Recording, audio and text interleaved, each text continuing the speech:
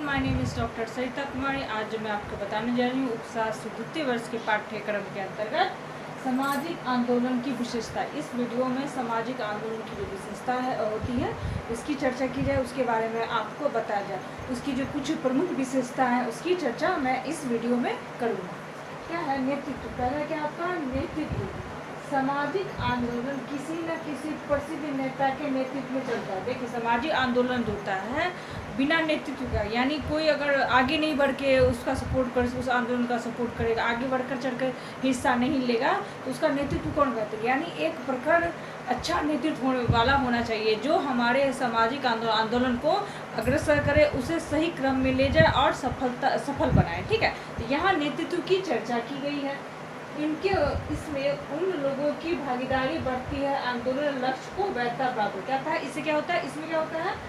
इसमें उसमें लोगों की भागीदारी बढ़ती है, यानी नेतृत्व जिसका जो होता है उसमें क्या होता है? लोगों की भागीदारिता बढ़ती है और आंदोलन के लक्ष्य को वैधता प्राप्त, यानी आंदोलन का जो लक्ष्य था वो उसका वैध, यानी उसकी जो वैधता है वो प्राप्त होती है। ठीक है, और आंदोलन की गति में तेजी आती है, यानी अच्छा नेतृत्व हो, अच्छा संगठन का नेतृत्व करने वाला हो तो हमारा जो आंदोलन होता है वह सही क्रम में जाता है और उसको वैधता मिलती है और वो उसमें सफल भी होते हैं। ठीक है, तेजी आती है। प्राय कोई नेता ही आंदोलन आरंभ करता है। देखा गया है कि देखिए, किसी की भी किसी जगह की समस्या हो, किसी समुदाय की समस्या हो, उसमें देखिएगा कोई एक प्रखर आदमी होता है जो इस चीज़ में आंदोलन का नेतृत्व करने में उसमें समर्थ होता है, वो आगे ले जाता है आपको। उसमें क्या होता है, क्या कहा गया?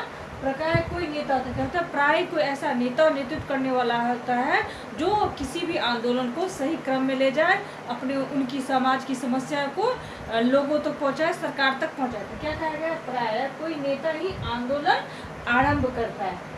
किसी साधारण व्यक्ति द्वारा चलाए जाने वाला आंदोलन जन समर्थन आसानी नहीं होता। क्या होता है? अगर किसी साधारण जिस व्यक्ति में नेतृत्व का गुण न हो और उसे उतना प्रभावी वो आंदोलन को प्रभावी नहीं बना सकता, जनसंपर्क को यानी जन समुदाय को आकर्षित नहीं कर सकता, क्योंकि नेतृत्व करने वाला वो अच्छा वक्ता भी होता है, श्रोता भी होता है, उसमें बहुत सारे गुण होते हैं। लेकिन जनसाधारण को सामान्य व्यक्ति जो नेतृत्व के लिए खड़ा हो तो लोगों को वो प्रभावित नहीं कर पाता है। ठीक है, उसे क्या होता है?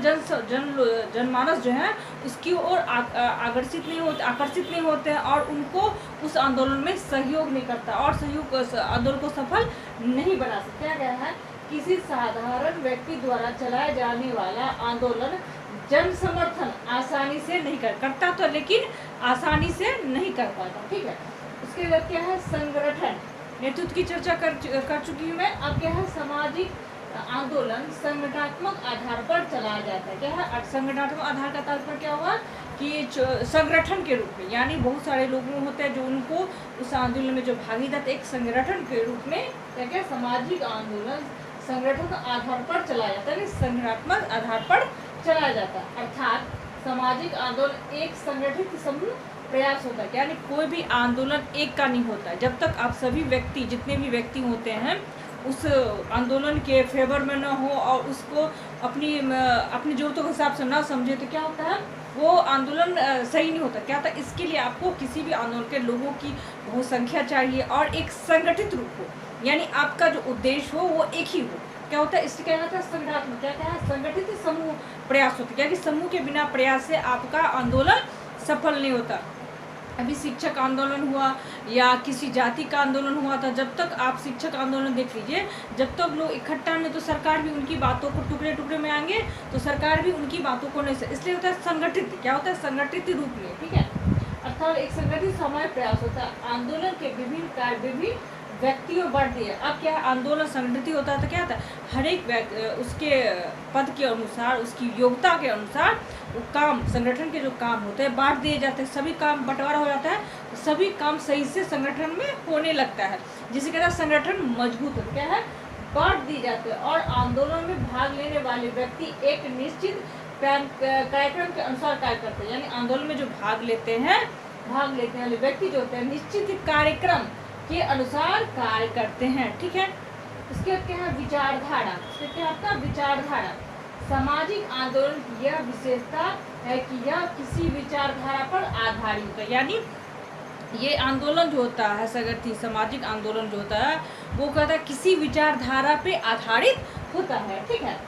जब तक इसे व्यक्तित्व शक्ति और वैचारिक पहचान प्राप्ति नहीं होती, इससे सफल होने की संभावना कम होती। क्या कहते हैं, जब तक इसे वैधानिक शक्ति यानी वैचारिक शक्ति नहीं प्राप्त होती है तब तक क्या होता है, वैचारिक पहचान प्राप्त नहीं होती, इसलिए असफल नहीं। जब तक उसको सही पहचान न मिले, सही उसकी जो सफलता का जो उसको नहीं प्राप्त हो, तब तो ये सफल नहीं हो सकता, ठीक है।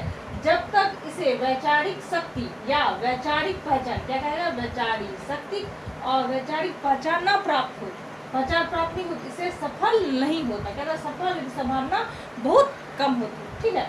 इससे क्या, आंदोलन अपने को तब तक जीवित नहीं रख सकता जब तक अपनी अलग पहचान यानी विचार, अपनी अलग पहचान यानी आपको जो आप जो कार्य कर रहे सामाजिक जो कहते हैं सामाजिक आंदोलन में जो सामाजिक कार्य उसकी अलग विचारधारा नहीं होगी तो वो सफल नहीं होगा। आप एक ही तरीका यानी सब जो नेतृत्व करने वाले एक ही तरह का सोच रख रहे हो तब नहीं चलेगा। विचारधारा अलग होना चाहिए, कुछ बेहतर होना चाहिए और लोगों से आपकी जो विचारधारा हो अलग होगी तो सरकार भी उनकी बातों को सुनेगा। तो क्या कहा है, आंदोलन अपने को तब तक जीवित नहीं रह सकता जब तक अपनी अलग पहचान यानी अलग पहचान और विचारधारा को विकसित नहीं करता है। यानी आप जो जिस विचारधारा की, आपकी विचारधारा लोगों की विचारधारा से अलग होनी चाहिए, बेहतर होना चाहिए, तभी सरकार या कोई आंदोलन में भागीदारी देगा और सफल बनाने का प्रयास होगा, ठीक है। विचारधारा विकसित कर, अर्थात सामाजिक आंदोलन निश्चित सिद्धांतों पर आधारित होना आवश्यक है। सामाजिक जो आंदोलन है निश्चित सिद्धांत पर आधारित होना आवश्यक है, ठीक है। अब क्या है आपका सामूहिक प्रयास। देखिए ये जो है सामाजिक आंदोलन का सबसे बड़ा, सबसे प्रमुख और सबसे महत्वपूर्ण हिस्सा है, क्योंकि सामूहिक प्रयास किसी भी आंदोलन को, किसी भी विचारधारा को तब तक सफल नहीं बना सकता या किसी संगठन को तब तक सफल नहीं बनाया जा सकता जब तक सामूहिक प्रयास न हो, यानी लोगों का सामूहिक प्रयास न हो। किसी अगर पत्थर को अगर आपको आगे घिसकाना हो, जब तक सामूहिक प्रयास से आप उसको नहीं धकेलिएगा तब तो वो हिलेगा ही नहीं।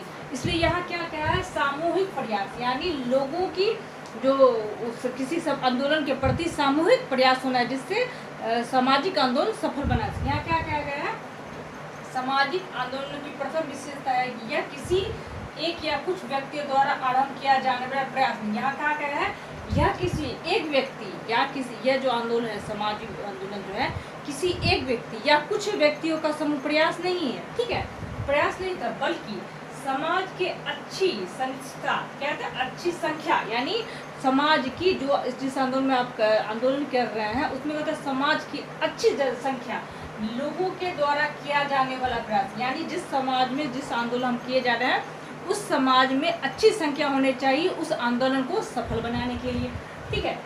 यदि एक व्यक्ति किसी अन्याय या अत्याचार के विरुद्ध आवाज उठाता है और अकेला ही उसके संबंध में भूख हड़ताल करता है तो दूसरा प्रयास करता है तो इस प्रयास को सामाजिक आंदोलन कहा जा सकता है। क्या कहा गया है कि अन्याय, ये जब यदि व्यक्ति किसी अन्याय या अत्याचार के विरुद्ध आवाज उठाए और अकेला है उसके संबंध में भूख हड़ताल करता है या कोई दूसरा प्रयास करता है तो उसे सामाजिक आंदोलन कहा जाएगा। मान लीजिए कोई व्यक्ति जैसे सड़क का नहीं, उसके मोहल्ले में सड़क नहीं है तो उस सड़क बनाने के लिए वो आंदोलन करता है, भूख हड़ताल करता है, अकेला ही करता है, बार बार प्रयास करता है, उसे ही सामाजिक आंदोलन कहा जाएगा, ठीक है।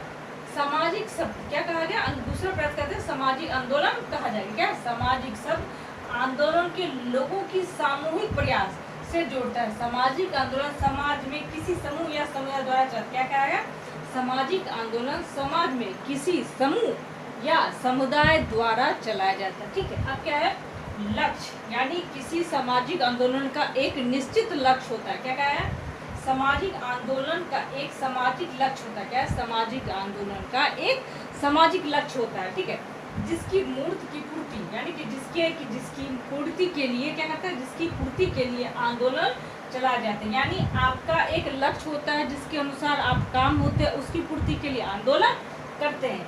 यह उद्देश्य प्राय किसी सामाजिक कुरीतियां, यह उद्देश्य किसके लिए होता है, प्राय सामाजिक कुरीतियां तथा उन्मूलन किसी भेदभाव के समाप्ति, यानी इसकी जो लक्ष्य होता है तो प्राय देखने में आया है सामाजिक आंदोलन का जो लक्ष्य होता है विशेषकर किस प्रति होता है, जैसे सामाजिक कुरीतियाँ हुआ, उन्मूलन हो कि दहेज उन्मूलन या कुछ हो, किसी भेदभाव की समाप्ति, किसी कानून में परिवर्तन या किसी सामाजिक समस्या समाधान संबंधित होता है। यानी लक्ष्य जो सामाजिक आंदोलन का मुख्य जो होता है सामाजिक के मुद्दे ही होते हैं। कौन से मुद्दे जैसे हो सकते हैं सामाजिक कुरीतियाँ उन्मूलन संबंधी हो या किसी संविधान में परिवर्तन संबंधित हो। किसी व्यक्ति उद्देश्य की पूर्ति के लिए सामाजिक आंदोलन नहीं चला। क्या था, किसी व्यक्ति के क्या कहा है, यहाँ गौर कीजिए, कहा कि किसी व्यक्तिगत यानी हमारी व्यक्तिगत कोई स्वार्थ होगा उसकी पूर्ति के लिए सामाजिक आंदोलन नहीं चला। यानी आपने किसी खास उद्देश्य के लिए, आपकी जो व्यक्तिगत उद्देश्य है उसके लिए आप सामाजिक आंदोलन नहीं कर सकते हैं। ठीक है, सामाजिक आंदोलन समाज में कोई संरचनात्मक परिवर्तन लाने के लिए किया जाता है। यानी क्या है, सामाजिक आंदोलन समाज में कोई संरचनात्मक यानी समाज की जो बनावट है उसमें परिवर्तन लाने के लिए किया जाता है।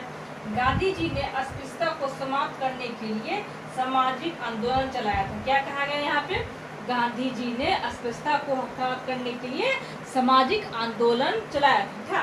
ठीक है, जबकि व्यवस्था में जब सामाजिक व्यवस्था में किसी संस्था की वर्तमान स्थिति में परिवर्तन अथवा सुधार लाने के लिए सामाजिक आंदोलन चलाया था। उसका क्या कहा गया है कि सामाजिक व्यवस्था किसी संस्था या वर्तमान में परिवर्तन अथवा सुधार लाने के लिए सामाजिक आंदोलन चलाया। यानी सामाजिक व्यवस्था में अभी जो वर्तमान में जो परिस्थिति अगर उसमें चेंज लाने के लिए हम सामाजिक क्या सुधार लाने के लिए सामाजिक आंदोलन चलाया जाता है। इस वीडियो में आपने जाना कि सामाजिक आंदोलन जो होते उसकी क्या विशेषता होती है, उसकी प्रमुख जो विशेषता उसकी चर्चा किया गया। ठीक है, इस वीडियो में इतना ही। आगे वाले वीडियो में किसी नए टॉपिक के बारे में चर्चा करूंगी। धन्यवाद।